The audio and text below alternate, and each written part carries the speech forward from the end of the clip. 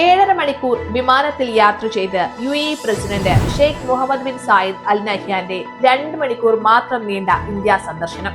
പ്രധാനമന്ത്രി നരേന്ദ്രമോദി വിമാനത്താവളത്തിൽ പോയി സ്വീകരിക്കുന്നു. കാറിൽ ഒരുമിച്ചുള്ള യാത്ര. 200 ബില്യന്റെ വ്യാപാര കരാറുകളിൽ ധാരണ.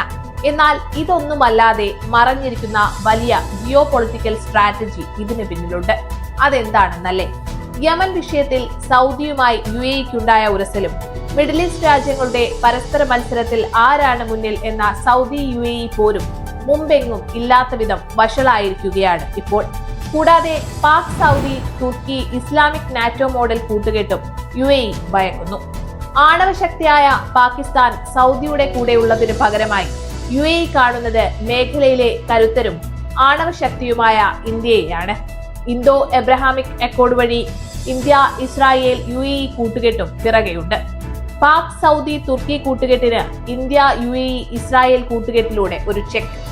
എന്തായാലും 45 ലക്ഷത്തോളം മലയാളികൾ ജോലി ചെയ്യുന്ന മിഡിൽ ഈസ്റ്റ് സുരക്ഷിതമാകട്ടെ എന്ന് ആഗ്രഹിക്കാം.